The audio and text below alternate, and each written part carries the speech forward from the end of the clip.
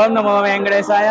వాడపల్లి సంస్థానే బ్రహ్మాండే నాస్తికించిన వెంకటేశ సమోదేవో నభూతో నభవిష్యతి సప్త శనివార దీక్షలో భాగంగా ఈరోజు భాద్రపద మాసం బహుళ పక్షంలో ఏకాదశి మహాపర్వదినాన్ని పురస్కరించుని ఉదయం నుంచి కూడా శ్రీవారి యొక్క దర్శనార్థము జనమందరూ కూడా పోటెత్తుతూ ఉన్నారు. భక్తులందరూ కూడా ఉదయాన్నే శ్రీవారికి ప్రథమంగా సుప్రభాత సేవా కార్యక్రమం, తొలిహారతి, తదనంతరము దివ్యమైన సహస్రనామార్చన కార్యక్రమం అత్యంత వైభవంగా నిర్వహించడం జరిగింది.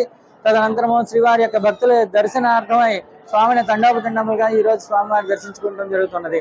అలాగే ఐశ్వర్యలక్ష్మి హోమము, నిత్యోపాసన కార్యక్రమాల్లో అత్యంత దిగ్విజయంగా నిర్వర్తించుకుని ఈరోజు భక్తుల యొక్క దివ్యమైన సప్త శనివార దీక్షలో భాగంగా సప్త ప్రదక్షిణ కార్యక్రమాలను పూర్తి చేసుకుని ఈ యొక్క సప్త శనివార దీక్ష కార్యక్రమాన్ని అత్యంత వైభవంగా నిర్వహించుకుంటూ ఉన్నారు.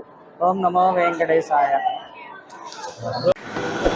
ఓం నమో వెంకటేశాయ నమః.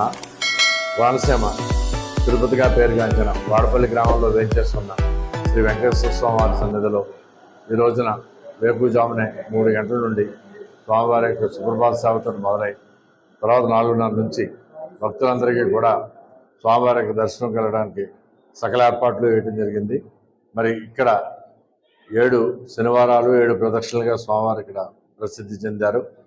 అలాగే ఇక్కడ భక్తులు 7 వారాలు వచ్చి 8వ వారం ఇక్కడ అష్టోత్తర పూజ చేయించుకుని 7 ప్రదక్షిణలు చేసిన వాళ్ళకి వాళ్ళు ఏదైతే మదిలో కోరుకుంటారో ఆ కోరికలన్నీ కూడా నెరవేరుతాయనేది ప్రగాఢ నమ్మకం. భక్తుల యొక్క కోరికలు తీర్చే కల్పతరుగా స్వామివారికి పేరుంది.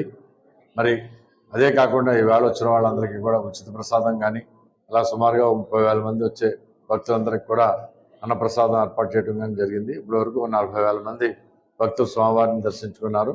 రమారమి 60 నుంచి 70,000 వరకు కూడా భక్తులు దర్శిస్తారని స్వామివారిని దర్శించుకుంటారని మనం ఎస్టిమేట్ చేస్తున్నాం. ఇప్పుడు ఉన్నదానికి ఇది స్టేటస్.